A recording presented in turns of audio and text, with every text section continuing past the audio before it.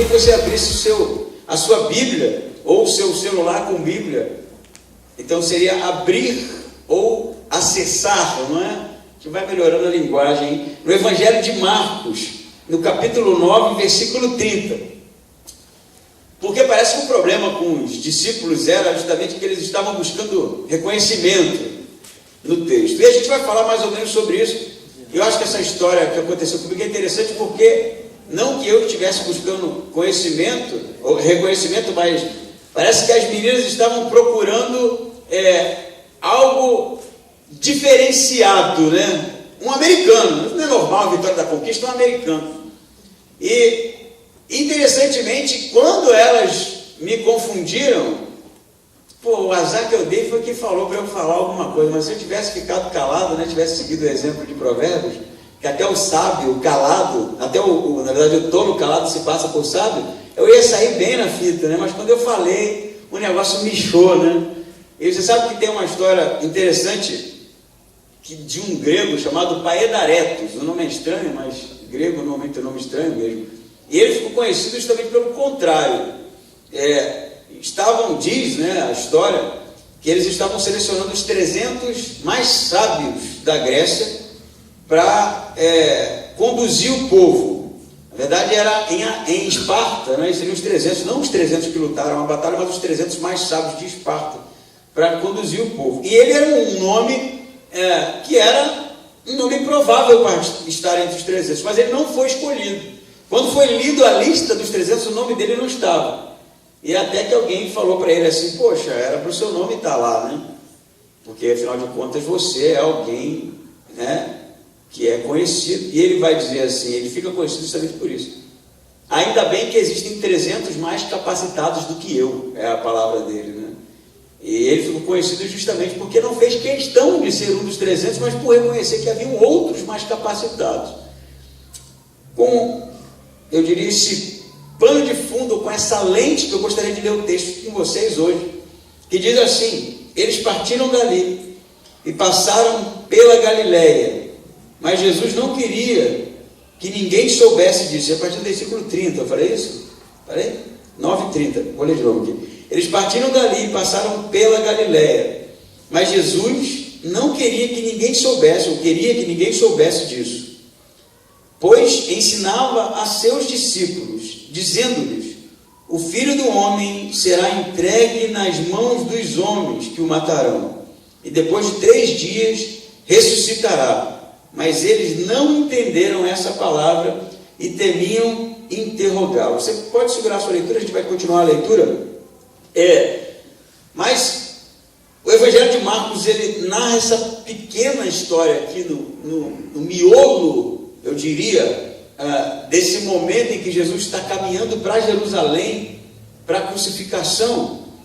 E ele vai dizer que Jesus, ele parece que corta um caminho, não para chegar mais rápido a Jerusalém, mas para não ser incomodado justamente pela oposição. Ele vai tomar uma outra rota, até mais demorada, pelo sul da Galileia, porque ele tem o desejo de ter aqueles últimos momentos de vida ensinando aos discípulos. Não é isso que o texto diz?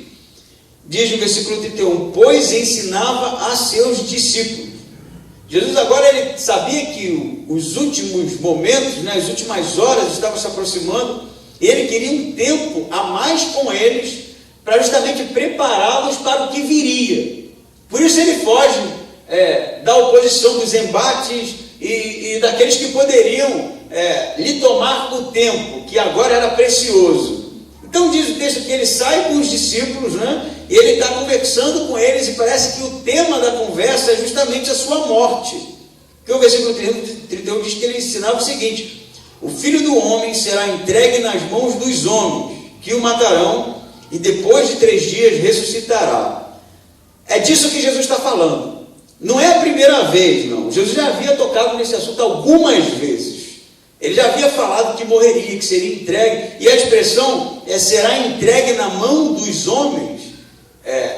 É bem claro para a gente em português, e no grego tem a ver que ele vai ser de fato suplantado, né? Vão submetê-lo, vão dominá-lo. É disso que ele está falando. Eu vou ser preso, eu vou ser dominado, esses caras vão me pegar e eu vou morrer. É o que ele está falando. Mas 3 dias depois ele diz, eu vou ressuscitar. Isso, claro, mais claro que isso não dá para ser. Mas sabe o que o texto diz? 32, eles não entenderam. E aí você fica, cara, por que eles não entenderam? É uma pergunta que a gente faz para o texto. Eles não entenderam por quê. Será que Jesus não estava sendo claro? Não me parece. Porque ele está dizendo isso, já disse inúmeras vezes. Inclusive vai ter uma vez que ele vai dizer que vai ser crucificado e vai ser morto, e o próprio apóstolo Pedro vai dizer de maneira alguma, não é? E aí Jesus vai repreendê-lo, não é? Vai dizer, sai reto, não é assim que está a versão em português, né? Ou afasta-te de mim, Satanás, é o que ele diz. Então eles na verdade, intelectualmente haviam entendido que a morte de Jesus estava se aproximando e que Jesus estava predizendo isso constantemente. Você pode dizer, por que eles não entenderam então? Será que é por causa da ressurreição? Jesus diz, 3 dias depois ressuscitarei. E de fato, eles, justamente nesse assunto, nesse tema que era a ressurreição, eles ficavam confusos mesmo. Porque eles não sabiam se Jesus estava falando da ressurreição dos mortos, que é o grande julgamento, não é? Que todo judeu acreditava que um dia se daria, ou se eles de fato estavam entendendo que Jesus estava dizendo que 3 dias depois dele ser morto, ele ressuscitaria.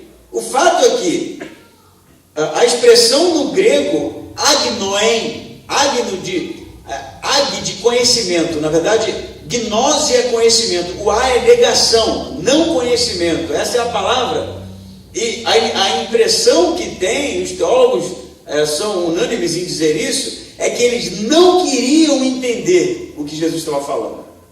Não que eles não estivessem tendo a compreensão, mas eles não queriam aceitar o que Jesus estava falando.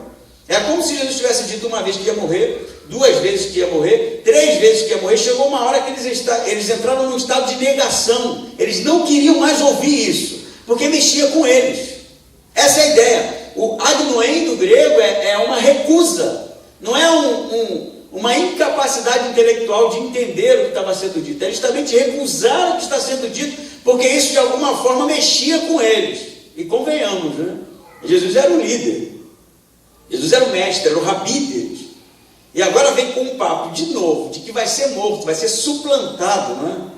E que vai morrer, para eles era demais. Como assim, né? Por isso que Pedro, em determinado momento, vai dizer, Jesus, para com essa conversa, né? Em outro momento ele vai mudar o discurso, né? Irei com você onde quer que fores, eu não vou deixar você morrer. Porque eles entraram mesmo numa espécie de defesa sobre aquele tema, que era um tema, eu diria, sutil ali no relacionamento deles. Mas mesmo sendo algo difícil de se tocar no assunto, a ressurreição de Cristo que é falada aqui era algo que valia pelo menos uma discussão, né? Engraçado que a gente vê os discípulos questionando a morte de Jesus. Você não vai morrer. O que é isso que você está falando? Mas eles nunca questionam a ressurreição. Quando Jesus fala que vai ressurgir, eu não ouço ou não li ninguém dizendo assim, como assim? O que isso significa? Eles não perguntam isso. Eles, na verdade, entram na defensiva quanto ao tema da morte. Parece que a morte de Jesus era algo, por ser negativo, que era a parte menos querida dos ensinamentos. Quando Jesus vinha com a sua reinterpretação da lei, todos gostavam. Quando Jesus vinha com as parábolas, eles não entendiam, mas eles buscavam o esclarecimento. Não era assim? Quando Jesus começava a falar sobre o reino dos céus, isso mexia com eles, mas quando Jesus falava da morte, eles entravam numa recusa. O que isso quer dizer? Será que, à luz do que foi esse tipo de conversa, esse tipo de tema, será que os apóstolos estavam gostando de certo conteúdo do Evangelho, certo conteúdo dos ensinamentos, mas algumas partes eles não queriam conversar, eles não queriam saber mais, porque era algo que era muito, eu diria, abalador, avassalador para o relacionamento de discípulo e Messias? Será que eles não estavam selecionando a parte que eles gostavam mais? E a parte que era justamente a mais sensível, a mais difícil de mexer, eles deixavam meio que às escondidas, assim, não queriam falar muito bem sobre esse assunto, Porque fica nítido que toda vez que Jesus fala da morte dele, tem alguma coisa. Ou eles não estão ouvindo direito, ou eles não estão entendendo direito, ou como eles estão nesse texto, negando, entrando numa negação sobre aquele tema, ou eles estão na resistência, dizendo que aquilo não aconteceria. Fica nítido isso. O assunto, a morte de Cristo, mexe com eles, e eles não querem conversar sobre isso. Jesus depois vai ter que chamá-los de novo, ele vai sentar com eles e vai falar mais uma vez. Novamente, quando Jesus fala da sua morte, eles não estão prestando atenção, Jesus chama a atenção deles. Eles estão ou discutindo qualquer outra coisa, Jesus chama a atenção deles. E vai chegar no momento crucial da morte de Jesus, que é quando Jesus sai para a oração, pede para que eles orassem, porque o momento estava se aproximando, eles dormem. É estranho isso, mas parece que há de fato uma resistência. Eu penso que muito parecido com o que aconteceu com os apóstolos, e esse tema sensível no relacionamento deles acontece hoje, quando a gente de fato gosta de algumas coisas do Evangelho e outras não. A gente é aberto a um tema do Evangelho, ou a alguns assuntos do Evangelho, mas outros não. Outros a gente sabe que está lá, mas a gente parece que cria certa resistência e passa rápido. Passa rápido. Você sabe que eu estou falando isso, mas isso acontece comigo também. Você sabe uma coisa que me deixa assim, meio duro, quando eu leio o Evangelho? Eu não sei se duro ou resistente como os apóstolos, mas eu leio rápido. Quando fala assim, amai uns aos outros, eu, cara, eu endureço, né? E passo rapidinho, amai aos outros, né? Para ver se porque aquilo mexe comigo, porque eu sei que eu tenho dificuldade de amar as pessoas, porque eu sei que eu gosto de amar aquele que é parecido comigo, porque eu sei que eu gosto de privilegiar aquele que tem alguma coisa a ver comigo, e é uma dificuldade que eu tenho. Então eu tenho uma tendência a correr desses assuntos. Você está me olhando com uma cara, caramba, que pastor é esse? Eu nunca mais venho aqui, não é? Mas eu queria dizer uma coisa para você, eu sou igualzinho a você, igualzinho. A diferença é que eu estudei 4 anos de teologia e fui ordenado, e agora estou buscando conhecimento, mas sou igualzinho a você. E eu sei que você também tem partes que você não quer saber. Eu sei que tem. Todo mundo tem. Os discípulos andavam com Jesus, eles estavam ouvindo dele, gente. Dele, da própria boca dele. Eu vou morrer. Puf, vem ele com esse papo, né? Começavam a sair daqui, outros saíam dali, mudava o assunto, mudava o tema. A minha pergunta para você, qual é a parte do Evangelho que você é resistente? Essa é a pergunta. Porque quando a gente fala do amor de Deus para nós, tem gente que ama isso, tem gente que não, sabia disso? Tem gente que resiste ao próprio amor de Deus, porque de repente não foi amado pelo Pai, porque de repente sofreu alguma frustração, vai saber por quê, mas parece que aquilo dá uma abalada. Tem gente que tem problema com santidade, você fala de santidade, mexeu na ferida, cara, e aí corre do assunto.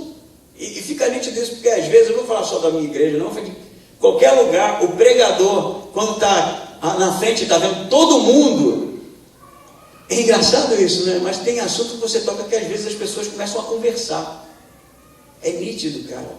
Você começa a falar, você falou de tua, tipo assim, parece que não quer ouvir, é interessante. E a gente também, no nosso relacionamento com Deus.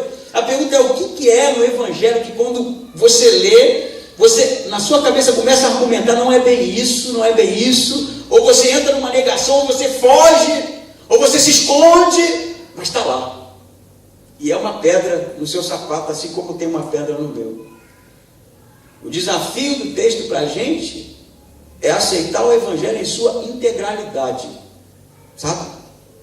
Quando fala do amor de Deus, eu vou falar para você, é verdade, Ele te ama mesmo, e não ama pouco, não. O amor dele é um amor tão absurdo que ele envia o filho para morrer por você. A gente gosta de falar assim, porque Deus amou o mundo de tal maneira, o mundo, né? E o mundo é assim, uma coisa assim, né? O globo terrestre. É você, cara. Você. O amor dele é um amor avassalador, como falei aqui. É um amor absurdo, que ele se faz carne e vai para a cruz. Se faz homem e vai para a cruz. Essa parte é muito boa. Se você tem problema com isso, comece a aceitar isso, comece a aceitar que Deus te ama e se entregue de uma vez por todas. Ao mesmo tempo, se Deus fala para você de santidade, e que ela deve ser buscada, uma vida que vive para Ele, uma vida que vive na contramão das transgressões, uma vida deliberadamente em pecado. Aceite isso e busque mudança e corra para Ele. Não adianta entrar numa resistência. Se a Bíblia fala para você que o batismo é necessário, não corra disso. Aceite isso. Isso faz parte do Evangelho. É uma ordem direta de Jesus. Para que correr disso? Para que ficar pensando o que a gente gosta mais? Se a Bíblia fala justamente de pecado, abandone o pecado. Abrace a integralidade do que é o Evangelho. Porque a gente não pode ficar vivendo pensando algumas coisas. É um escritor que eu tenho lido, né? E o André tem lido, Patrícia, as meninas. Eu comecei a encher o saco com isso, né? E não porque eu enchi o saco, mas porque é um escritor, na verdade, antigo, né? Que é o Brennan Manning. Ele é acusado justamente de falar só de amor.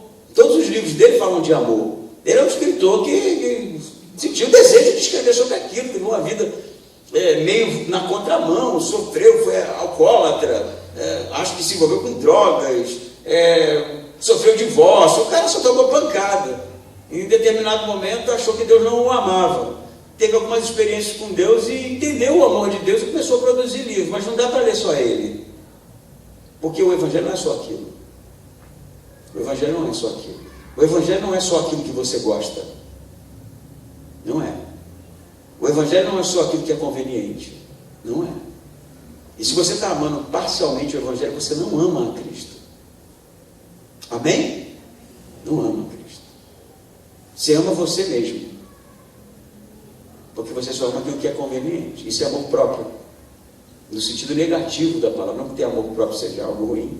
É você que não quer se submeter. Jesus está falando isso, eu vou morrer. Vocês escutem isso. Isso vai acontecer. Vocês precisam ouvir, porque isso vai ser importante para vocês depois. Porque eu disse isso. Continuação da conversa. 32 diz que eles não entenderam.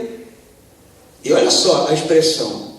Mas eles não entenderam essa palavra. E diz o quê? Que eles temiam interrogá-lo. Por quê? Será que eles estavam com medo de tomar um carão, né? Ah, seus estúpidos, eu já estou cansado de tocar no mesmo assunto, você me pergunta isso de novo. Não, eles temiam interrogá-lo porque o assunto era um assunto que mexia com eles. Por isso que eles não interrogavam, por isso que eles fugiram. O 33 diz assim, ó, e chegaram a Cafarnaum. Então assim, Jesus está dando aquela volta, está falando que ele vai morrer e os caras estão, né, distraídos, né? Não estão querendo saber e também não estão querendo perguntar.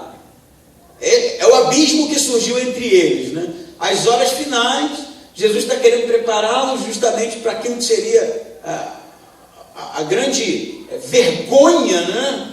Para aqueles que seguiam Jesus, que a cruz era vergonhosa, morrer na cruz romana era vergonhoso, era maldição. Jesus está preparando eles, eles estão naquela de negar e não querer, de fato, conversar sobre o assunto, porque não queriam interrogá-lo. Aí diz que eles, quando chegam em Cafarnaum, em casa, provavelmente a casa de Pedro, Jesus pergunta para eles, o que vocês estavam discutindo no caminho? Percebe a coisa assim? Tenta visualizar isso. Jesus estava falando, Jesus deu a volta para falar da morte. Eles não estavam entendendo e também não queriam conversar sobre isso, mas estavam conversando sobre outra coisa. Porque Jesus diz assim, o que é que vocês vinham discutindo no caminho? Aí sabe o que acontece com eles? Eu consigo imaginar essa cena. Jesus falando, entrando aqui, saindo aqui. Quando eles chegam na casa de Pedro, ali que estão confortáveis, né? Sentados, quem sabe, fazendo uma refeição.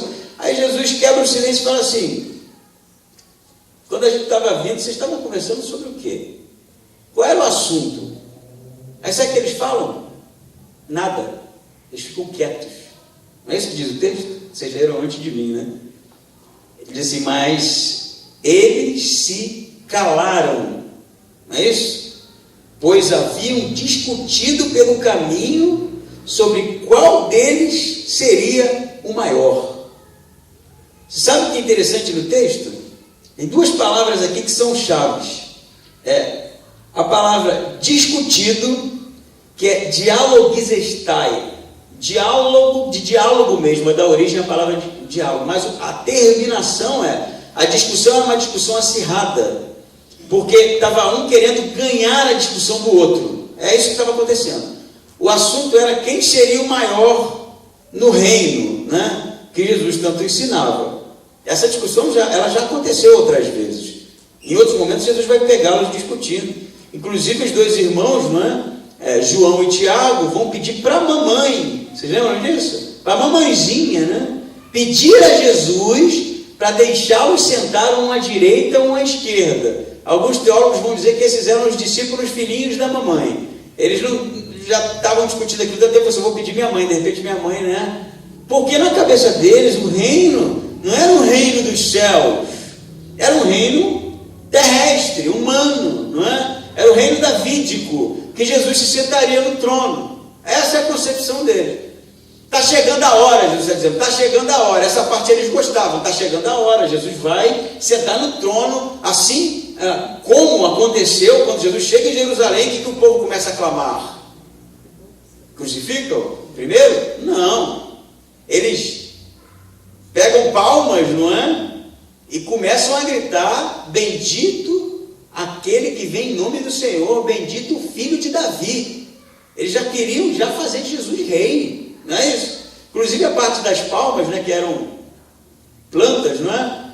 Um conhecido meu falou, e depois de tocar uma música, falou assim: gente, vamos bater palmas, porque Jesus foi recebido com palmas em Jerusalém. Não foram palmas, foram as plantas, né? O cara acho que não entendeu isso, né? Esse é o problema da exegese errada. Mas havia um clamor por Jesus como sendo o descendente de Davi que se sentaria no trono. É disso que eles estão pensando. A discussão aqui, enquanto Jesus estava falando da morte, era: não, eu vou ser o maior. Não, eu vou ser o maior. Não, eu fiz mais. Não, eu sou o que lidera. Era essa a discussão deles. Porque eles pensavam num reino humano e que provavelmente, se Jesus sentasse num trono, ele teria ali o seu braço direito, o braço esquerdo, aqueles que eram mais próximos, os conselheiros. Era essa a concepção. Era disso que eles vinham conversando, não é? Mas engraçado que, apesar da palavra dialogisestai ser uma palavra que quer dizer que eles estavam em um embate acirrado, tentando submeter o outro, né, na discussão, ganhar a discussão, eles se calam quando Jesus pergunta. E agora, a palavra aqui tem a ver com um silêncio demorado. Eu estou dando ênfase nas palavras para a gente entender o que está acontecendo mesmo. Então é assim, a discussão estava pegando fogo, né? Eles estavam discutindo mesmo quem seria o maior, quem se sentaria à direita, quem se sentaria à esquerda. E aí quando Jesus chega então na casa de Pedro, ele pergunta: o que vocês estavam conversando mesmo? E aí aquele ar, né, de discussão, de debate acaba, aí agora é um silêncio. Fica todo mundo, né? Vocês devem imaginar isso. Minha casa nós éramos 3 irmãos. E já contei algumas histórias, né? Mas normalmente quando alguém fazia uma bagunça, e aí chegava a minha mãe ou o meu padrasto e perguntava: quem fez? Era isso aí que a gente ouvia. Nada. Quem fez? Ninguém fala nada, né? Não é assim? Ou todo mundo sai se acusando: não, foi eu. Ninguém. É o silêncio. O que Jesus está falando para os apóstolos aqui? O que vocês estavam conversando mesmo? Por que eles não queriam falar? Especule você. Por que eles não queriam falar? Vergonha?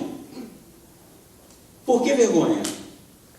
Porque Jesus está falando da sua morte e os caras estão discutindo quem é seu maior, quem é seu menor. É um absurdo. Jesus falou: eu vou morrer. Os caras: tá bom, eu vou ser o maior. Jesus falou: gente, eu vou morrer mesmo.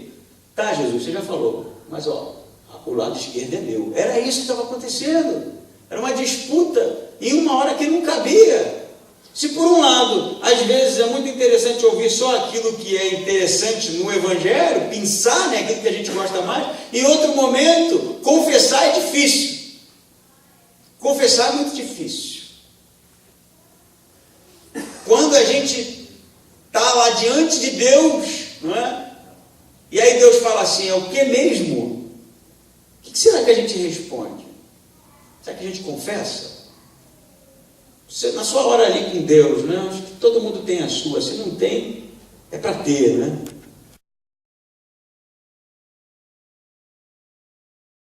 Todo crente tem que ter o seu momento com Deus. Quando você está com Deus lá, sozinho, você e Ele ali, no seu momento, que tipo de coisa você confessa? Ou será que fica assim? Não?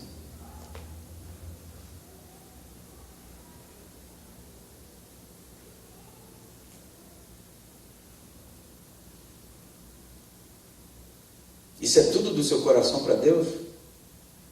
Que o silêncio é constrangedor, convenhamos. Se eu ficar parado 20 minutos aqui quieto, você vai entrar num negócio aí, cara, que vai ser doido. Eu posso ficar 15, então.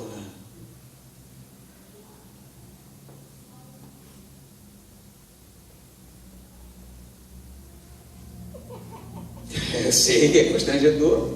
Imagina Deus com a gente, ouvindo blá, blá, blá, blá, blá, blá, blá, aquela reza de todo dia, aquela listinha sua que você... Tem gente que já até morreu, mas você continua ali orando para Deus curar, desatualizada, né? A confissão de pecado nenhuma. O que vocês estavam conversando? Na hora que eu estava falando que eu vou morrer, vocês sabem que eu não estou bem, vocês sabem que eu estou sensível. Eu vou, inclusive, depois, na oração com Deus, pedir: Pai, afaste de mim esse cálice. Jesus estava num estado de sofrimento mesmo. Ele ia carregar o pecado do mundo sobre si. Do mundo sobre si.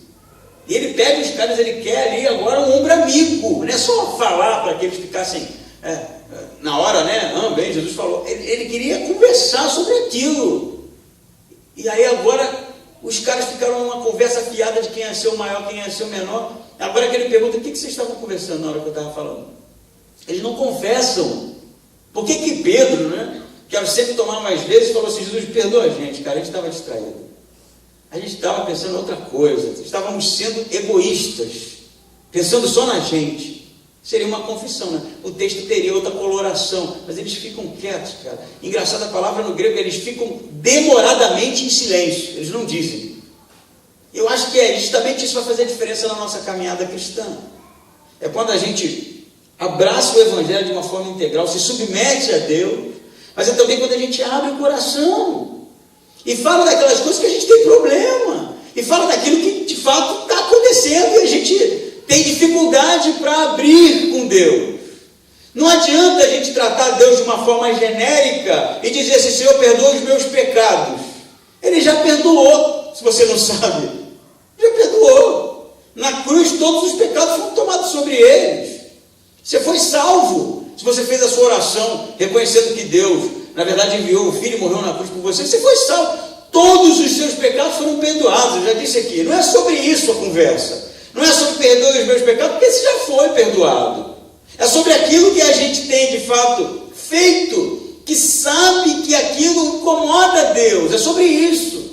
É sobre o tipo de comportamento que às vezes a gente tem, que entristece Deus. E Ele quer ouvir da gente. Ele não quer ouvir porque Ele é um Deus bonzão e gosta de ver as pessoas ali num estado de humilhação. Não é isso. É para Ele tratar a gente. Por isso que Ele está perguntando para eles: sobre o que vocês estão conversando? Vocês sabem que não é hora para isso. Eu já conversei com vocês sobre isso, provavelmente ele diria. Eu estou falando da minha morte, isso é importante para vocês. Vocês precisam amadurecer. Seria o tratamento de Jesus para com ele, mas a gente não confessa os pecados. A gente não confessa. Se quer, às vezes ora, às vezes dorme no meio da oração, né? Não que você tem que ficar de joelho a madrugada toda orando também, porque isso é coisa de religioso, né? O Breno Manning que vai dizer que às vezes dormir orando é legal, porque você dorme no colo de Deus. Bonito isso, poético. Mas tem hora que a gente tem que se colocar: Deus, eu estou fazendo isso e não consigo lidar com isso. Eu faço vezes por vezes, por vezes, por vezes, continuo fazendo e preciso da sua ajuda. Amém? Isso é importante, gente. É importante, como mais uma vez vou frisar, não é porque Deus quer te ver num estado de tristeza, é porque Ele quer cuidar de você. É porque Ele quer direcionar a sua vida. Precisa haver confissão. Deus, eu tenho feito isso e eu sei que está errado. Eu preciso mudar, ainda que você não tenha forças para isso. Isso é entendível no Evangelho. Isso é esperado da gente. Eu não consigo mudar, eu não consigo. Eu preciso da sua ajuda. Era o que os discípulos deveriam fazer. Foi mal, a gente já falou isso um monte de vezes. Senhor, me perdoe. A gente está equivocado. A gente não está prestando atenção direito no que você está dizendo, porque a gente está preocupado só com a gente mesmo. Confissão, confissão. Isso é importante no Evangelho. O Evangelho é o Evangelho do amor de Deus, o Evangelho é o Evangelho da cruz, o Evangelho da salvação, as boas novas, é o Evangelho do céu, da eternidade, mas também é o Evangelho daqueles que sabem que o relacionamento de Deus com a gente é o relacionamento de pai com filho. E quando o Lucas falou assim, minha saudade acabou quando você me deu o pacote de bala, eu entendi, porque ele ficou tão feliz com o pacote de bala que a saudade ele esqueceu. Se fosse um adulto me dizer isso, de repente eu ficaria magoado, né? Pô, interesseiro, né? Mas é uma criança, e as crianças elas têm o dom de dizer o que elas pensam, né? Mas eu acho honesto. Aí eu falei para ele de novo em casa, você não está mais com saudade do papai? Ele falou, não. Eu falei, mas eu ainda estou de você. Aí abracei ele falou, mas eu não estou mais de você. Eu queria ouvir outra coisa, mas é o que ele disse, né? Tem um amigo meu que tem uma filha, ele conta uma história, ela era bem pequenininha, né? E toda vez que ele ia para a casa da avó dele, né? E a avó via a neta tal, ficava toda cheia de dente, como todas as vós ficam, né? E aí a avó falava, você ama a vovó? Ela dizia, não. Aí ele falava assim, em casa, você não pode falar isso, você tem que falar que ama a vovó. Não, você não tem que entender, você tem que mentir. Mente. Diz que ama a vovó, senão vai ficar ruim para mim. Criança é assim, né? Mas será que Jesus, quando diz que nós temos que ser como crianças, não é isso que ele está falando? Abre o jogo, bicho, abre o jogo. Diz que você tem problema com álcool. Diz para ele. Diz que você tem problema de ficar olhando a mulher dos outros. Diz, confessa, cara. Ou o homem dos outros, né? Ou o homem que não é nem dos outros, que não era para estar olhando também, ou a mulher também que não era dos outros, também que você está olhando. Diz que seu coração está em outra coisa. Diz que você tem dificuldade de se arrepender. Confessa. Porque quando a gente confessa, não que Deus não saiba disso, né? Mas aí Deus trata você, porque a gente para com a resistência, a gente cede. Isso é libertador, sabia? Libertador. A gente acha que quando fica fugindo disso, que Deus, de alguma maneira, Ele sabe. E assim como Ele perguntou para Pedro, tu me amas? Ele sabia que Pedro negou. Já contei isso algumas vezes, mas ele queria ouvir de Pedro, porque quando Pedro dissesse não, aí Jesus ia cuidar dele. Aí as coisas iriam mudar.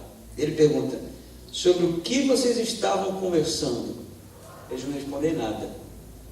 Talvez se tivessem respondido quando Jesus fosse morto mesmo, eles estariam lá. Mas eles fogem, porque o negócio aqui era superficial.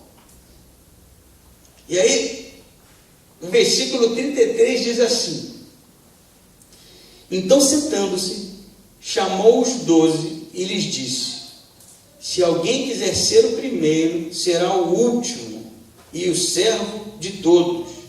Então Jesus tomou uma criança, colocou-a no meio deles e pegando-a nos braços, disse-lhes, qualquer pessoa que receber uma destas crianças em meu nome, a mim me recebe, e quem me recebe, não recebe a mim, mas aquele que me enviou. Aí você pode estar se perguntando, o que isso tem a ver?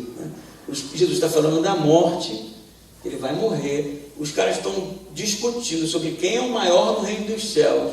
Jesus pega uma criança e diz, quem recebe a esse aqui, recebe a mim, recebe o Pai. Tá bom, Jesus, que legal, né? As crianças realmente são muito bonitinhas, mas o que isso tem a ver com a conversa? Então, se você pegar aqui com cuidado, você vai entender que Jesus primeiro fala assim, sobre a discussão, aquele que quiser ser o maior, seja o menor, né? A regra no reino de Deus é o contrário. Não é o que mais faz, não é o mais capacitado, não é o que tem mais condições, é aquele que justamente se coloca no papel inverso, é o que se submete, é o que cede, é o que cuida, é o que lava os pés, é o que vai para a cruz, é o que não veio para ser servido, mas para servir. Você vai entender essa linguagem. Aí Jesus pega uma criança, não é isso? Por que criança? Porque as crianças são inocentes? Também, porque as crianças são puras? Também, mas tem algo mais aqui. Jesus pega uma criança, sabe por quê? Porque a criança, nesse tempo, não valia nada. não tinha valor, sequer era contada. Não é isso? Criança não tinha valor nenhum. Você vai ver que quando há uma contagem, só homens.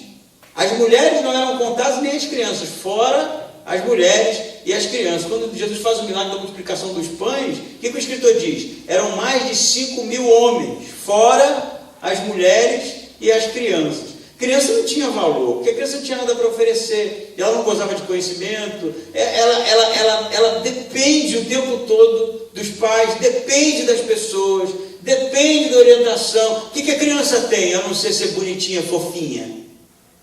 E aí quando Jesus pega uma dessas crianças, o que ele está dizendo para aqueles caras?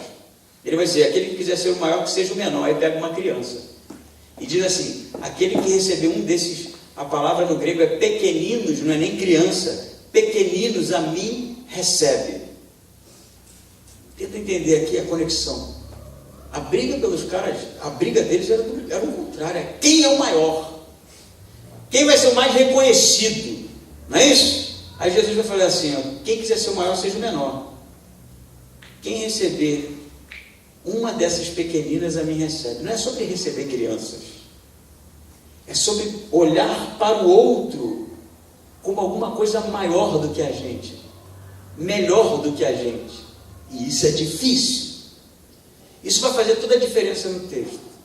Quando você olha para mim, e olha para mim como potencialmente na mão de Deus alguma coisa muito maior do que você. Quando eu olho para você e vejo que você na mão de Deus é alguma coisa em potencial muito maior do que eu. Está entendendo o princípio? Isso vai fazer toda a diferença, porque no relacionamento Deus e seres humanos, a gente tem que entender que Ele, sendo o maior, sendo o Criador de todas as coisas, o Deus Todo-Poderoso, por meio de quem todas as coisas vieram à existência, se fez menor do que todos. Jesus foi o menor do que todos, porque Ele se submete à cruz, e ainda que você se submeta à cruz, porque Pedro também, diz a tradição, foi crucificado, mas Pedro não era Deus, e ele não podia estalar o dedo e acabar com aquilo ali a hora que quisesse. Jesus podia, mas ele se submete mesmo assim. E quando isso acontece, não tem como herdar nome maior do que ele, porque no reino de Deus, ser o menor é ser o maior. No reino de Deus, ser o menor é ser o maior. E ser o menor não é fingir humildade, não. É um estado de espírito. É um estado de espírito, é uma maneira de viver, em que você olha o outro e ao invés de julgá-lo, se ele é mau, se ele é bom, se ele... E é óbvio que a gente está falando de reino dos céus aqui. Você olha para ele e sabe que ele na mão de Deus é algo extremamente poderoso. E aí a sua luta, é estranho dizer isso, mas vai ser por ser o menor. Como é que é uma luta para ser o menor? É uma coisa até estranha, como é que faz, né? Porque se você estiver lutando para ser o maior, já não é mais genuíno, né? Se você começar a brigar, eu sou mais humilde, né? A discussão fosse o contrário aqui, os discípulos começam assim, eu vou ser o menor, eu vou ser o menor, acabou tudo também, sucumbe tudo. Então não é uma questão de buscar pelo esforço próprio ser o menor, mas é uma questão de submeter a Deus e deixar que Ele cuide de nós, e Ele faça com que a gente, à luz do que foi o próprio Cristo, se coloque num lugar de servo, porque Ele foi o servo sofredor. Onde está a conexão com o início do texto? Quando Jesus pega a criança e diz que a criança é bem-vinda, né? E aquele que receber a criança o recebe, é porque Jesus ia para a cruz, gente. Ia ter uma hora que aqueles apóstolos iam olhar para Jesus e iam ver Jesus como nada. Um maltrapilho pendurado numa cruz amaldiçoada, vergonha. Eles iriam fugir. Por isso esse princípio tinha que ser ensinado agora. Eu vou ser o menor. E você não entender isso agora, vai chegar na hora crucial. Você vai olhar para mim como alguma coisa sem valor. Entende o princípio? Entende isso? Você consegue pensar em Jesus naquela cruz como a pior coisa que poderia acontecer a um indivíduo? Não é pior em se tratando de dor e morte, não. De humilhação. De humilhação, de vergonha.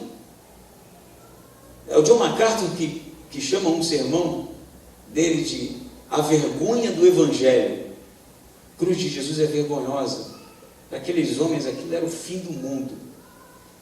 Aquilo era motivo para abandonar, voltar a pescar, esquecer aquela história, de uma vez por todas, voltar a fazer o que se fazia antes, porque aquilo era vexatório.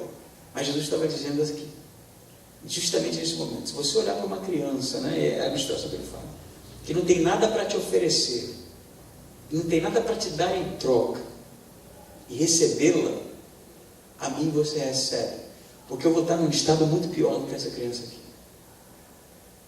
E aí é a questão, se quando o Deus que a gente se relaciona é só o Deus do poder, é só o Deus do milagre, é só o Deus da bênção, é só o Deus que resolve as nossas pendengas, quem sabe a gente está num relacionamento superficial, porque o Deus que a gente tem que se sujeitar é o Deus da cruz, é o Deus da humilhação, é o Deus que se fez homem, que carregou todos os pecados sobre si, é o Deus que no momento justamente próximo à crucificação se desnuda para lavar os pés sujos dos apóstolos, é o Deus que diz todo o tempo que apesar de ser quem era, nasceu em um lugar de pobreza, em um lugar de humilhação, nasceu na estrebaria, entre os animais, disse inúmeras vezes, o Filho do Homem não tem sequer onde recostar a cabeça, e mesmo sendo aquele que fazia milagres e que ressuscitava mortos, se despe, se expondo à vergonha para lavar os pés daquele que ele diz amar.